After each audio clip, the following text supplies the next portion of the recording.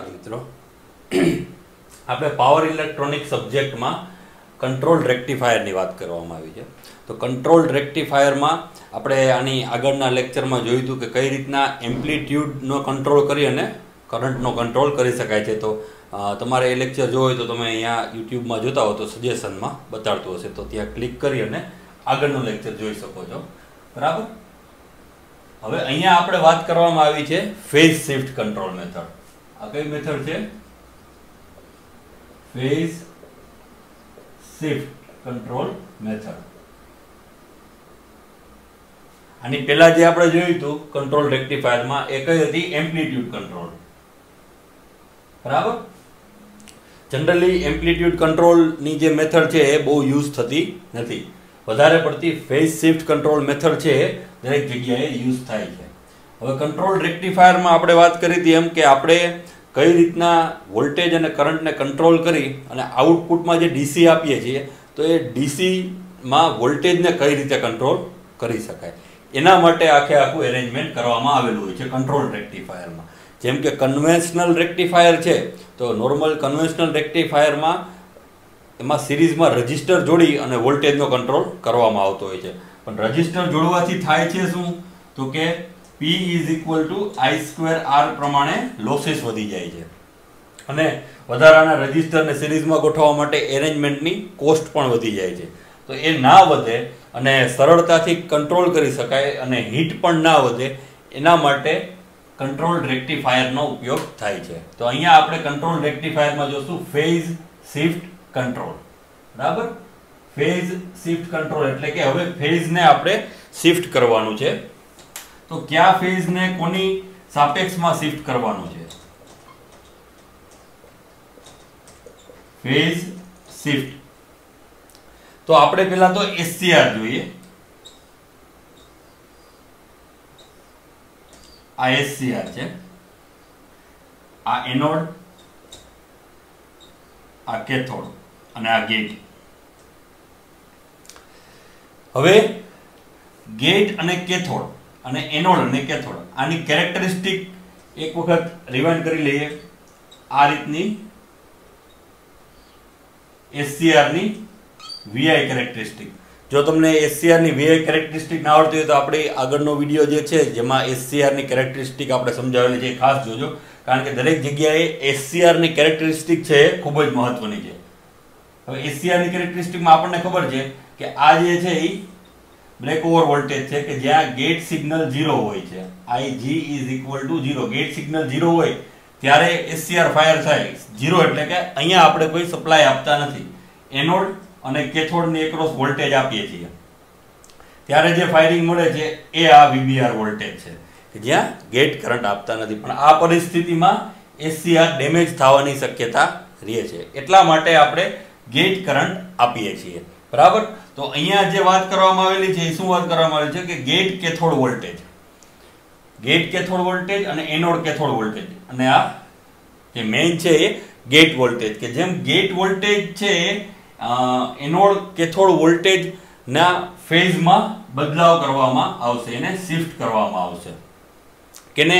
તો કે ગેટ વોલ્ટેજને VG ને, VG ની વેલ્યુને આપણે ચેન્જ કરશું અને કઈ રીતે શિફ્ટ કરશું એનો ફેઝ શિફ્ટ છે એ બે મેથડથી થશે, એક લેગિંગ,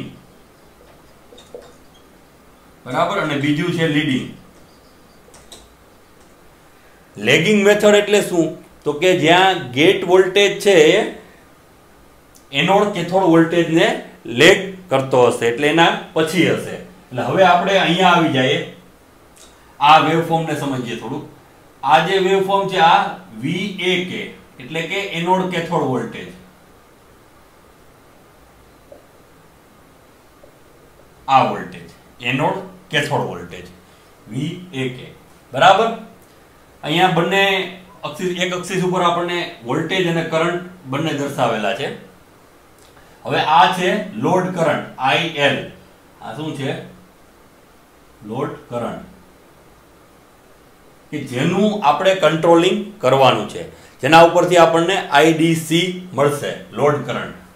કે જે સપોઝ આપણે ડીસી મોટર યુઝ કરતા હોય તો ડીસી મોટરમાં આપણે એની સ્પીડમાં ફેરફાર કરવો છે તો આપણે એનો કરંટને કંટ્રોલ કરવો પડશે. તો આ એ કરંટની વાત છે. હવે VG શું છે? VG એટલે કે ગેટ વોલ્ટેજ.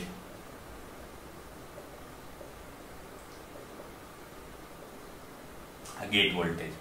હવે અહીંયા આપણને આ લાઈન શું દર્શાવે છે? આ લાઈન એ દર્શાવે છે કે જ્યારે ગેટ વોલ્ટેજ છે, ગેટ વોલ્ટેજ આપણે એટલા આપશું એટલા કે જ્યારે SCR ફાયર થશે એની મિનિમમ વેલ્યુ, VBR ની જે મિનિમમ રેફરન્સ વોલ્ટેજ હશે એ વોલ્ટેજ છે કે જ્યાં SCR ફાયર થાય છે. ધારો કે આ એનોડ કેથોડ વોલ્ટેજ છે, આ કરંટ છે અને અહીંયાથી આ ગેટ વોલ્ટેજ આપેલા છે. તો આ P1 જે છે, P1 છે એ શું છે? તો કે એવા વોલ્ટેજની વેલ્યુ છે આ V1 એનોડ કેથોડ વોલ્ટેજનો કે જે મિનિમમ લેવલે ઓન થશે. એટલે કે અહીંયા ફેઝ છે એ 0 હશે. અહીંયા ફેઝ શું છે? 0. કોઈ પણ પ્રકારનું ફેઝ આપેલું નથી. એટલે કે ગેટ વોલ્ટેજ અને એનોડ અને કેથોડ બંને ફેઝમાં છે. બરાબર? તો હવે આપણે ફેઝને શિફ્ટ કરીએ. આ જે મેથડનું નામ શું છે? Phase shift. ક્યાં બે ફેઝ? તો કે ગેટ વોલ્ટેજ અને એનોડ કેથોડ વોલ્ટેજ. બરાબર? અહીંયા બંને 0 ફેઝ 0 છે, બંને ફેઝમાં છે. હવે આપણે ફેઝને શિફ્ટ કરીએ. તો ફેઝ શિફ્ટ કરવાની બે મેથડ હતી. કઈ? લેગિંગ અને લીડિંગ. તો પહેલા આપણે લેગિંગ મેથડનો ટ્રાય કરીએ કઈ રીતના એમાં આઉટપુટ આવે છે. તો આ લેગિંગ મેથડ છે. જો આ એનોડ કેથોડ વોલ્ટેજ, આ કરંટ. હવે અહીંયા આ ફેઝને phi એંગલે લેગ કરવામાં આવેલો છે ગેટ વોલ્ટેજને. તો અહીંયા તમે જોશો, જો આ ગેટ વોલ્ટેજ અહીંયાથી ક્રોસ થાય છે એટલે આ જે વોલ્ટેજ મળશે આ P2 જે એની મિનિમમ વેલ્યુ એ અહીંયા 0 લાઈનને ક્રોસ થાય છે P2. અને હવે આ ગેટ વોલ્ટેજ છે એ ગેટ વોલ્ટેજ આ લાઈનને જ્યારે અહીંયા ક્રોસ કરે છે P2 ને, બરાબર? એટલે જે વોલ્ટેજ આપણને મળે છે એ મળે છે અહીંયાથી આ રીતના. બરાબર? એટલે આ જે આપણને કરંટની વેલ્યુ મળે છે એરિયા અંડર ધ કર્વ, તો એ પ્રમાણે આપણને IDC મળશે. તો અહીંયા આપણે જોઈ શકીએ કે આમાં આજે આપણને IDC મળે છે એ કમ્પેરેટિવલી મેક્સિમમ અથવા તો વધારે હશે. બરાબર? એટલે આને IDC1 કહીએ આપણે તો પણ વાંધો નહીં, એ વધારે હશે. હવે આપણે અહીંયા phi છે એ શું છે? Phase angle. અને થીટા છે એ શું છે? Firing angle. બરાબર? ફેઝ એંગલ અને ફાયરિંગ એંગલ. તો આપણે ફેઝ એંગલ છે એટલો રાખેલો છે લેગિંગ કરી અને ગેટ વોલ્ટેજને લેગ કરેલો છે. એટલે આ P2 છે એ આપણને વેલ્યુ આપે છે કે જ્યાં મિનિમમ ગેટ કેથોડ વોલ્ટેજ છે SCR ને ઓન થવા જશે, reference value. Generally phase angle અને ફાયરિંગ એંગલ ની વેલ્યુ એકદમ સરખી જ હોય છે, બહુ મોટો ડિફરન્સ હોતો નથી. બરાબર? પણ સમજવા માટે આપણે અહીંયા થોડોક ડિફરન્સ દર્શાવેલો છે. હવે આ જે V2 લાઈન છે એ શું દર્શાવે છે? કે જ્યાં ફેઝ છે reference voltage gate cathode voltage છે એને ક્રોસ કરે છે અહીંયા. એટલે આપણને હવે જે કરંટ મળશે એ કરંટ આપણો IDC કરંટ મેળવવામાં આપણને ઉપયોગી થશે. એટલે આના આધારે જે આપણને IDC મળશે, IDC કરંટ એટલે શું? આપણે આની આગળના લેક્ચરમાં જોયું હતું. IDC કરંટ એટલે કે area under the curve divide by base. તો અહીંયા આનો એરિયા છે એ આના કરતા ઓછો છે એટલે IDC સ્વાભાવિક એની વેલ્યુ આના કરતા ઓછી મળશે. બરાબર?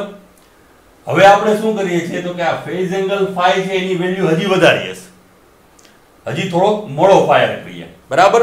જો અહીંયા આપણને SCR ની જે કેરેક્ટરિસ્ટિક હતી એમાં પણ આપણને ખ્યાલ પડે છે કે જેમ આપણે SCR મોડો ફાયર થશે એમ આપણને IDC કરંટ છે એ ઘટશે. તો હવે આપણે આટલા સુધી ફેઝ એંગલ phi છે એ આટલો લઈએ છીએ. તો એ પ્રમાણે આપણને ફાયરિંગ એંગલ થીટા આટલું મળે છે. બરાબર? આ ક્રોસિંગ પોઈન્ટ P3 અને અહીંયા ક્રોસ થાય છે એટલે આટલું આપણને મળે છે. એટલે આ IDC ની વેલ્યુ જે છે IDC ખૂબ જ ઓછી છે આના કરતા. તો હવે આની ખાસિયત શું છે? જે એમ્પ્લિટ્યુડ કંટ્રોલ આપણે જોયું હતું અને આ ફેઝ શિફ્ટ કંટ્રોલ છે, તો આ બંનેમાં ફેરફાર શું છે? તો કે એમ્પ્લિટ્યુડ કંટ્રોલમાં 0 થી 90 ડિગ્રી સુધી જ કંટ્રોલ થતું હતું, જ્યારે ફેઝ શિફ્ટ કંટ્રોલની અંદર 0 થી 180 ડિગ્રી સુધી કંટ્રોલ થાય છે. પણ પાઈ એટલે કે 180 ડિગ્રી એ આપણને આઉટપુટ મળશે નહીં. અહીંયા સુધી આવી જશે, એનાથી વધારે એટલે કે આપણે આને 180 ને ઇન્ક્લુડ કરી શકીએ નહીં. એટલે આપણે ટેકનિકલી કેવું હોય તો આ રીતના આપણે લખી શકીએ, સ્ક્વેર બ્રેકેટ આવશે નહીં. બરાબર, 0 થી 180 ડિગ્રી સુધી આપણને કંટ્રોલ મળશે. એટલે આ ફેઝ શિફ્ટ જે છે એ એમ્પ્લિટ્યુડ કંટ્રોલ કરતા વધારે ઉપયોગી છે. તો આ આપણે શું જોયું હતું કે ફેઝ શિફ્ટની જે બે મેથડ છે, લેગિંગ અને લીડિંગ. એમાં લેગિંગ જોયું હતું કે જેમાં ગેટ વોલ્ટેજ છે એ એનોડ કેથોડ વોલ્ટેજને લેગ કરતું હોય. એટલે આપણે એમાં બે વખત ફેઝની વેલ્યુ ચેન્જ કરી એટલે એમાં આપણને આઈડીસી માં કંટ્રોલ થતો જોવા મળ્યો. આપણે અંતે જોવાનું શું છે તો કે કઈ રીતના કંટ્રોલ કરી શકાય રેક્ટિફાયર. બરાબર, એસસીઆર નો યુઝ કરી અને કઈ રીતના આપણે કંટ્રોલ કરી શકીએ. તો એ આપણે જોયું કે ફેઝ શિફ્ટ કંટ્રોલમાં ગેટ વોલ્ટેજને લેગિંગ રાખીએ, આ ગેટ વોલ્ટેજને એનોડ કેથોડ કરતા લેગિંગ રાખીએ, ફેઝમાં ફેરફાર કરીએ, મોડો ફાયર કરીએ. જેમ જેમ આપણે ફેઝ વધારતા જશું ગેટનો, પહેલા બંને એક જ ફેઝમાં હશે તો આપણને મેક્સિમમ આઈડીસી કરંટ મળશે. પછી આપણે કરંટ આઈડીસી કરંટ ઘટાડવો છે. બરાબર, સપોઝ કે કોઈ મોટર ડીસી મોટર છે અને ડીસી મોટરને આપણે થોડીક ધીમે ફેરવવી છે, એમાં કરંટની વેલ્યુ ઘટાડવી છે, તો એમાં આપણે શું કરવું પડશે કે જે એનો ગેટ વોલ્ટેજ આપણે આપીએ છીએ એ ગેટ વોલ્ટેજને આપણે ઘટાડવો પડશે. એટલે જેમ ગેટ વોલ્ટેજ ઘટાડશું એમ ફાયરિંગ એંગલ વધશે અને એરિયા અંડર ધ કર્વ છે એ પણ ઘટશે અને એ પ્રમાણે આપણને આઈડીસી કરંટ ઓછો મળશે. એટલે આ મેથડ છે લેગિંગ. હવે આપણે જોઈએ કે લીડિંગ મેથડમાં લીડિંગ એમાં કઈ રીતે આપણને આઉટપુટ મળે છે. એટલે સપોઝ આ આપણે વેવફોર્મ છે, બરાબર, આનું પ્રોજેક્શન લઈ અને આ રીતના આપણને વેવફોર્મ મળે છે. આ એનોડ કેથોડ, આ લોડ કરંટ. હવે આપણે જોવાનું છે કે આપણે આને લીડિંગ મેથડ, કઈ મેથડ જોઈએ છીએ આપણે? લીડિંગ, કે જ્યાં ગેટ વોલ્ટેજ છે એ એનોડ કેથોડ ને લીડિંગ કન્ડિશનમાં હોય. બરાબર, એટલે કે અહીંયાથી આપણને એસસીઆર ફાયર થતો હોય. સપોઝ આ રીતે આની એક વેલ્યુ છે, બરાબર, કે આ છે ગેટ વોલ્ટેજ. તો આ ગેટ વોલ્ટેજ છે એ આપણે લીડિંગ કન્ડિશનમાં ફાયર થાય છે. તો આને આપણે રેફરન્સ લાઈન, જે મિનિમમ વોલ્ટેજ હશે એનોડ ગેટ કેથોડ વોલ્ટેજ, એ મિનિમમ વોલ્ટેજ થી આપણને અહીંયા જે ક્રોસિંગ પહેલેથી જ થઈ જશે. જ્યારે આ વોલ્ટેજ અહીંયા આવશે તો અહીંયાથી જ એનું મિનિમમ વોલ્ટેજ છે ગેટના એ એસસીઆર ને મળી જશે. એટલે એને આપણે કંઈક એવી રીતે સમજીએ કે આ એસસીઆર જે છે આ એનો એનોડ છે, આ એનો કેથોડ છે, બરાબર, અને આ છે ગેટ. તો ગેટ વોલ્ટેજ ને આપણે પહેલેથી જ આપી દઈએ છીએ. ક્યારે? તો કે આ એનોડ વોલ્ટેજ આપ્યા પહેલા, એનોડ વોલ્ટેજનો જે ફેઝ છે આ એની લીડિંગ કન્ડિશનમાં છે, તો એની પહેલા જ આપણે ગેટ વોલ્ટેજ આપી દઈએ છીએ. એટલે એનું રીઝન શું થશે કે ગેટ વોલ્ટેજ સરો એની જે મિનિમમ વેલ્યુ છે એ આપણે વીઆઈ કેરેક્ટરિસ્ટિક જોઈ લઈએ. સપોઝ આ વીઆઈ કેરેક્ટરિસ્ટિક, તો આની જે મિનિમમ વેલ્યુ હશે ગેટ વોલ્ટેજની, ત્યાં જ એસસીઆર સીધો ફાયર થઈ જશે. જેમ કે અહીંયા આપણને શું દર્શાવેલું છે તો કે આ છે ઝીરો ફેઝે છે ઓલમોસ્ટ. તો ઝીરો ફેઝે છે એટલે શું થશે કે ગેટ કેથોડ વોલ્ટેજની જે મિનિમમ વેલ્યુ હશે ત્યાંથી જ, એટલે કે શરૂઆતથી જ અહીંયા આ જે ડિફરન્સ બતાવેલો છે પ્રેક્ટિકલી દર્શાવેલો છે, બરાબર, એટલે થોડોક ડિફરન્સ આપણને દર્શાવેલો છે, પણ એ ડિફરન્સ અહીંયા નથી આવતો. શું કામે? તો કે ગેટ વોલ્ટેજને આપણે બહુ પહેલા જ લીડિંગ કન્ડિશનમાં એનોડ કેથોડ થી લીડિંગ કન્ડિશનમાં જ ફાયર કરી દઈએ છીએ. એટલે આપણને જે રિઝલ્ટ મળશે એ અહીંયાથી જ મળી જશે. એસસીઆર પહેલેથી જ ફાયર થઈ જશે. જેવા એને એનોડ કેથોડ વોલ્ટેજ મળશે એવું એસસીઆર સીધું ફાયર થઈ જશે. એટલે કે અહીંયાથી એને વોલ્ટેજ મળે છે, જેવા વોલ્ટેજ મળવાના ચાલુ થશે એવું ફાયર થશે. શું કામે? તો કે ગેટ વોલ્ટેજ છે એ આપણે પહેલા જ આપી દીધો છે. બરાબર, એટલે અહીંયાથી સીધો SCR ફાયર થશે, એટલે આ આપણને IDC જે છે એ મેક્સિમમ મળશે લીડિંગ કન્ડિશનમાં. પણ લીડિંગ કન્ડિશનનો ડ્રોબેક શું છે કે હવે તમે લીડિંગ કન્ડિશનમાં ફેઝ એંગલ ચેન્જ કરો. આ ફેઝ એંગલ છે, બરાબર, આ ફાઈ છે. હવે તમે ફેઝ એંગલ બીજો ચેન્જ કરશો કે સપોઝ અહીંયાથી ફાયર કરો, આ ફાઈ 2 છે, આ ફાઈ 1, આ ફાઈ 2, તો પણ આ વેવફોર્મમાં કોઈ પણ પ્રકારનો ફેરફાર થશે નહીં. બરાબર, આ IDC મેક્સિમમ જ રહેશે.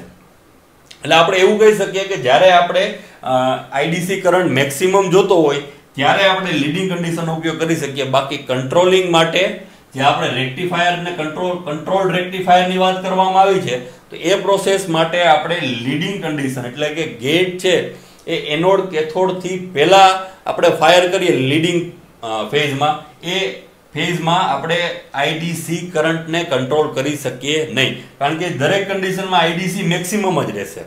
કોઈ પણ કન્ડિશનમાં ફેઝને આપણે ગમે એટલો શિફ્ટ કરશો, કારણ કે ફેઝ પહેલા ફાયર થઈ જાય છે, એનોડ કેથોડ વોલ્ટેજ પહેલા જ ગેટને વોલ્ટેજ મળી જાય છે, એટલે જેવું એનોડ કેથોડ વોલ્ટેજ સ્ટાર્ટ થશે એ ભેગો SCR ફાયર થઈ જશે અને મેક્સિમમ IDC કરંટ મળશે. એટલે આ કન્ડિશનમાં આને શોર્ટ તમે કહી શકો. બરાબર, કે સીધું શોર્ટ જ થઈ જશે. એટલે આપણે જ્યારે વોલ્ટેજ કંટ્રોલની વાત કરવામાં આવે છે કંટ્રોલ રેક્ટિફાયરમાં, તો એમાં લેગિંગ મેથડ જે છે એ સૌથી બેસ્ટ છે, કે જેમાં આપણે કરંટને 0 થી 180 ડિગ્રી સુધી કંટ્રોલ કરી શકીએ, કે જેમાં 180 ડિગ્રી એ પર્ટિક્યુલરલી કંટ્રોલ થઈ શકતું નથી. બરાબર, તો આ હતું મિત્રો ફેઝ શિફ્ટ કંટ્રોલ, કે જેમાં આપણે કરંટને મેક્સિમમ 0 થી 80 ડિગ્રી સુધી કંટ્રોલ કરી શકીએ અને IDC કરંટને જેટલો પણ ઘટાડવો હોય એટલો ઘટાડી શકીએ છીએ. ખૂબ ખૂબ આભાર.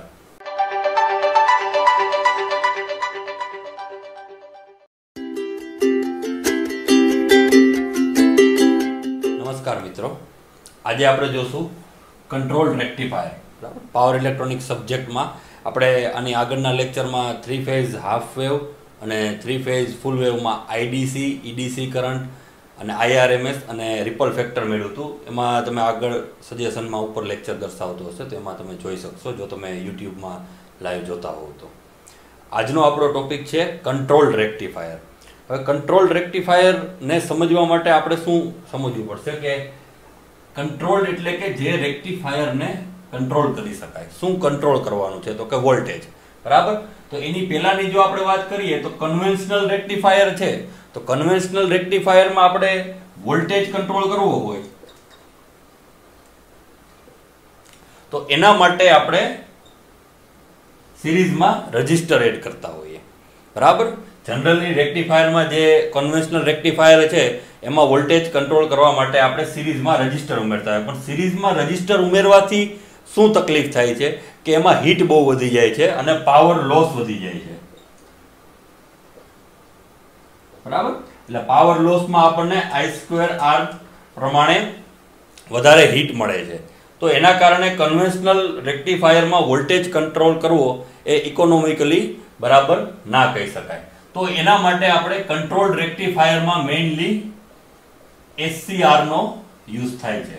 બરાબર, હવે SCR આના માટે આપણે જે SCR છે, SCR માં કઈ રીતના વોલ્ટેજ કંટ્રોલ થાય છે, જો એ તમે ના જોયું હોય તો આપણો SCR માટેનો જે લેક્ચર છે એ ખાસ એક વખત જોઈ લ્યો, કે જેમાં તમને ખ્યાલ પડી જશે કે SCR નું ફંક્શન કઈ રીતના વર્ક કરે છે. એના આધારે આપણે અહીંયા રેક્ટિફાયરમાં વોલ્ટેજને કંટ્રોલ કરી શકશું. હવે વોલ્ટેજને કંટ્રોલ કરવાની જરૂર શું કામે પડે છે રેક્ટિફાયરમાં? એના ફાયદા ક્યાં ક્યાં? કારણ કે મેઇન ફાયદો તો એ છે કે જ્યારે આપણે કન્વેન્શનલ રેક્ટિફાયરમાં અને DC મોટરને આપણે એની શાફ્ટને કંટ્રોલ કરવું હોય, એની મૂવમેન્ટને કંટ્રોલ કરવી હોય તો એના વોલ્ટેજને કંટ્રોલ કરવો પડે. કન્વેન્શનલ રેક્ટિફાયરથી કરવા જાય તો એક તો વધારાના રજિસ્ટર એડ કરવાની કોસ્ટ વધી જાય અને એની સામે આપણને વધારાની હીટ મળે અને જેનાથી ડિવાઇસ ડેમેજ થવાની પણ શક્યતા રહે છે. તો હવે આપણે SCRમાં એવું તે શું કરી શકીએ? કારણ કે SCRમાં આપણે એનું જે બેઝિક કેરેક્ટરિસ્ટિક જોઈતી VI કેરેક્ટરિસ્ટિક, તો એમાં એની મદદથી આપણે SCRને જે સિગ્નલ આપી ગેટ સિગ્નલને આપણે વોલ્ટેજનો કંટ્રોલ કરી શકીએ અને એનો ઉપયોગ આપણને ઘણી જગ્યાએ જોવા મળે છે. ધારો કે આપણે લાઇટિંગ કોઈ કંટ્રોલ કરવી છે કે કોઈ DC મોટરને કંટ્રોલ કરવી છે અથવા તો કોઈ કેમિકલ ફેક્ટરીમાં એ રીતનો પ્લાન્ટ છે XYZ જગ્યાએ કે જ્યાં DC વોલ્ટેજને આપણે કંટ્રોલ કરવાની જરૂરિયાત હોય, ત્યાં આપણે આ કંટ્રોલ રેક્ટિફાયરનો ઉપયોગ કરી શકીએ છીએ. બરાબર. તો હવે એમાં મેથડ કઈ કઈ છે? કંટ્રોલ રેક્ટિફાયરની મેથડો મુખ્ય 4 છે. બરાબર. પહેલી મેથડ છે એમ્પ્લિટ્યુડ કંટ્રોલ. કઈ? તો કે એમ્પ્લિટ્યુડ કંટ્રોલ.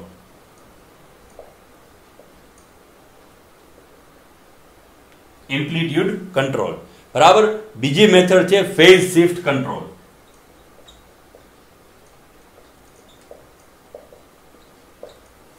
બરાબર. Phase shift. અને ત્રીજી મેથડ છે આ બંનેનું combination. Combination of amplitude and phase shift. બરાબર. અને ત્રીજું છે પલ્સ કંટ્રોલ. તો આ 4 મેથડ ની મદદથી આપણે વોલ્ટેજને કંટ્રોલ કરી શકીએ રેક્ટિફાયરમાં. બરાબર. એટલે આને કંટ્રોલ્ડ રેક્ટિફાયર તરીકે પણ ઓળખવામાં આવે છે. તો હવે આપણે જોઈએ કે કઈ રીતના આપણે કંટ્રોલ કરી શકીએ. તો એમાં આપણે પહેલી મેથડ જોઈએ છીએ એમ્પ્લિટ્યુડ કંટ્રોલ. અહીંયા આપણે આ શું જોશું? Amplitude control. હવે એમ્પ્લિટ્યુડ કંટ્રોલ આપણે સમજવા માટે આ સર્કિટ ડાયાગ્રામ એક આપણને આપેલું છે અહીંયા. બરાબર. અને આ એના વેવફોર્મ આપેલા છે. તો એના પહેલા આપણે એક વખત તો VI કેરેક્ટરિસ્ટિક જોવી જોશે SCR ની, કે જેની મદદથી આપણને કઈ રીતના વોલ્ટેજમાં ફેરફાર કરવાથી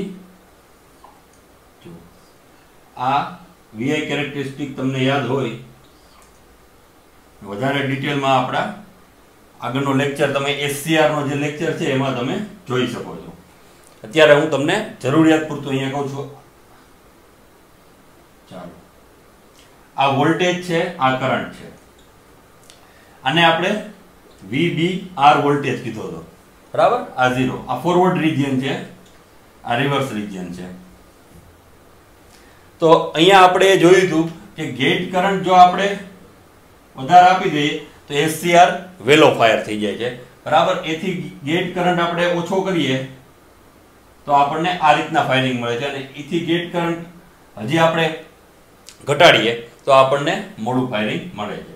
બરાબર. અને ગેટ કરંટ એકદમ 0 રાખીએ તો આપણને મેક્સિમમ VBR વોલ્ટેજ મળે છે. બરાબર. જે બ્રેક ઓવર વોલ્ટેજ છે. તો આ વોલ્ટેજ શું છે? તો કે જ્યારે ગેટ કરંટ છે એ 0 હોય ત્યારે, જ્યારે ગેટ કરંટ આપણે આ SCR છે, આ એનોડ, આ કેથોડ અને આ ગેટ. હવે આપણે એનોડ અને કેથોડને જ વોલ્ટેજ આપીએ છીએ, ગેટ કરંટ આપતા જ નથી. અને SCR ને આપણે કન્ડક્ટ કરવું છે અને ગેટને સિગ્નલ આપ્યા વગર, તો આપણને VBR વોલ્ટેજે કન્ડક્શન મળશે. પણ આ વોલ્ટેજે જો આપણે કન્ડક્શન કરીએ તો આ ડિવાઇસ છે એ ડેમેજ થવાની શક્યતા રહે છે. કારણ કે આમાં જે ડેપ્લેશન લેયર બને છે જંકશન J2A, એ બ્રેક થઈ શકે છે. તો આ ના થાય એના માટે આપણે ગેટ કરંટ આપવાનો રહે છે. હવે ગેટ કરંટની વેલ્યુ જેમ વધારે હશે એમ SCR છે એ વેલો ફાયર થશે. તો એ જ વસ્તુ અહીંયા આપણે જોવાની છે. બરાબર. આની સાથે સાથે બીજું આપણે એ જોવું જોશે કે કઈ રીતના ફેઝમાં આપણે IDC કરંટ આપણે મેળવેલો. આની આગળનો લેક્ચર હતો એમાં આપણે IDC કરંટ મેળવેલો હતો. IDC કરંટનું ઇક્વેશન આ તમે ના જોયું તો આગળના લેક્ચરમાં તમને જોવા મળશે કે કઈ રીતના આપણે IDC current, IRMS, EDC current મેળવેલા. કારણ કે અહીંયા થોડીક એની જરૂર પડશે. IDC કરંટનું ઇક્વેશન શું હતું? તો કે area under the curve divide by base. યાદ આવ્યું? એરિયા અંડર ધ કર્વ એટલે કે એરિયા જે કર્વ બને છે એની નીચેનું ક્ષેત્રફળ ડિવાઇડ બાય બેઝ. એટલે કે જે કાંઈ કર્વ બને છે, અહીંયા ધારો કે આ કર્વ બને છે તો એની નીચેનું ક્ષેત્રફળ અને એના ડિવાઇડ બાય બેઝ. આ રીતના આપણને IDC કરંટ મળતો હતો. તો અહીંયા આપણે એવું કહી શકીએ કે એરિયા અંડર ધ કર્વ, આ એરિયા છે કર્વની નીચેનો, એ જેમ ઓછો હશે, આ એરિયા છે એ ઓછો હશે તો IDC કરંટ પણ ઓછો મળશે. એરિયાની કિંમત વધી જશે તો IDC કરંટ પણ વધશે. બરાબર. તો અહીંયા આપણને એ ખબર પડે છે, જો આ છે આ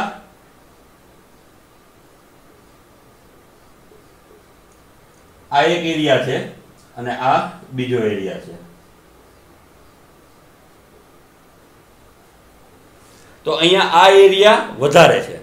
તો આ એરિયા વધારે છે તો આપણને આઈડીસી કરંટ કેવો મળશે? વધારે. બરાબર. તો હવે એ કઈ રીતે થાય? તો આપણે રિવર્સ જોઈએ કે ધારો કે આ આપણને ખ્યાલ પડી ગયો કે અહીંયા આઈડીસી કરંટ છે આ ઇક્વેશનના આધારે વધારે મળે છે.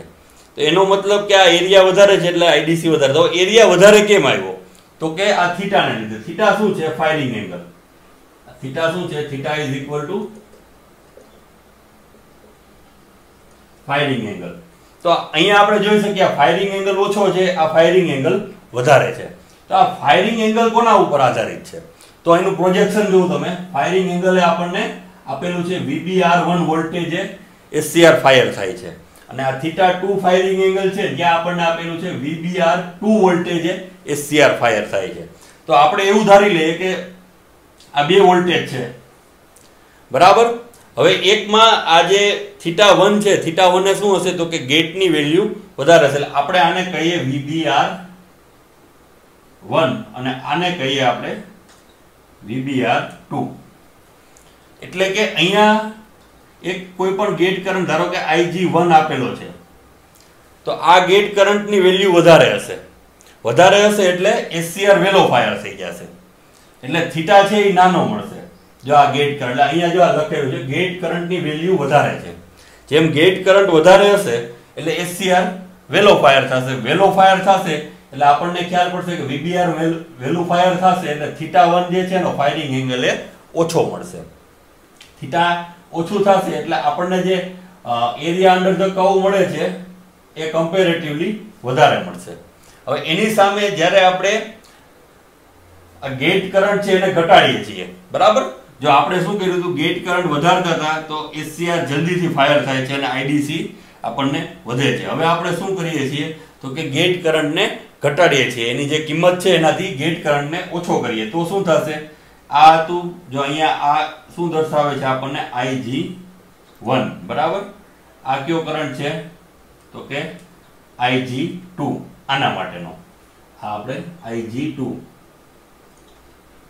તો હવે આપણે ગેટ કરંટની કિંમત ઓછી કરીએ છીએ તો શું થશે? ગેટ કરંટ આપણે ઘટાડશું તો વધારે વોલ્ટેજ જોશે. અહીંયા આપણે જોઈએ છીએ કે ગેટ ઓછો આપશું ગેટ કરંટ તો આપણે વોલ્ટેજ વધારે આપવા પડશે ફાયર કરવા માટે. અને ગેટ ઓછો આપતા આપતા 0 કરી દેશું તો વોલ્ટેજ ખૂબ જ વધારે જોશે જે આપણને અહીંયા દર્શાવેલા છે. બરાબર. જ્યાં ગેટ કરંટ 0 હોય છે અને આ બાજુ જાય તો ગેટની કિંમત વધતી જાય. એટલે આ ગેટ કરંટ છે એ IG1 કરતા ઓછો છે એટલે આપણે આ રીતની સાઇન પણ મૂકી શકીએ. IG2 છે એ આના કરતા ઓછું છે એટલે IG2 ઘટાડ્યું એટલે શું થશે? તો કે VBR2 ની વેલ્યુ વધી જશે.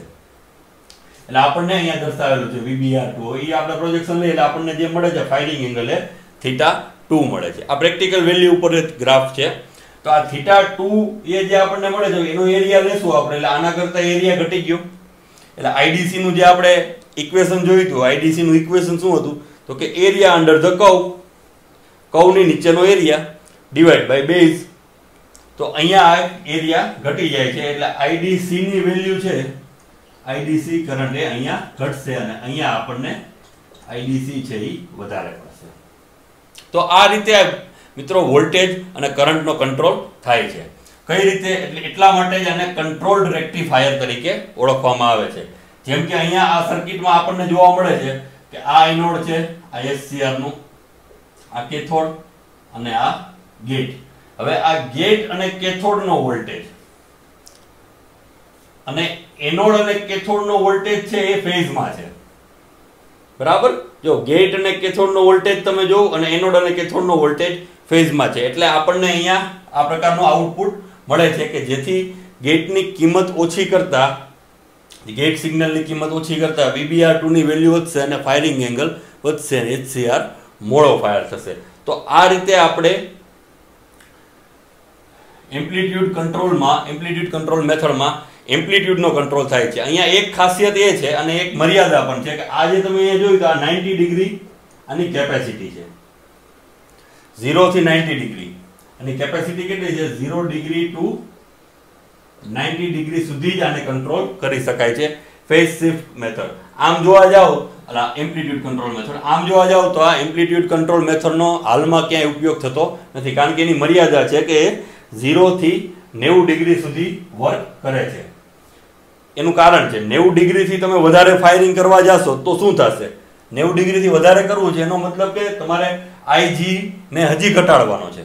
કારણ કે અહીંયા તમે IG1 ની વેલ્યુ હતી, IG1 પછી IG2, હવે વધારે ઘટાડવા જાશો તો આપણે VBR એ પહોંચી જશું કે જ્યાં ગેટ કરંટ એકદમ 0 ની આસપાસ હોય છે. તો એ પરિસ્થિતિમાં SCR ડેમેજ થવાની શક્યતા રહે છે. એટલા માટે અહીંયા એમ્પ્લિટ્યુડ કંટ્રોલની મર્યાદા એ છે કે એમાં 0 થી 90 ડિગ્રી સુધી જ આપણે વોલ્ટેજ અને કરંટને કંટ્રોલ કરી શકીએ છીએ. તો આ રીતે આપણે ફેઝ શિફ્ટ કંટ્રોલમાં વોલ્ટેજને કંટ્રોલ કરી શકીએ છીએ, બરાબર. અને હવે એમ્પ્લિટ્યુડ કંટ્રોલની અંદર આ રીતે આપણે એમ્પ્લિટ્યુડ કંટ્રોલની અંદર કરંટને કંટ્રોલ કરી અને જે પ્રમાણે આઉટપુટ જોતું હોય એ આપણે લઈ શકીએ છીએ, બરાબર. તો હવે આના પછીના લેક્ચરમાં આપણે જોશું કે કઈ રીતના ફેઝ શિફ્ટ કંટ્રોલની મદદથી આપણે વોલ્ટેજ અને કરંટને કંટ્રોલ કરી શકાય છે.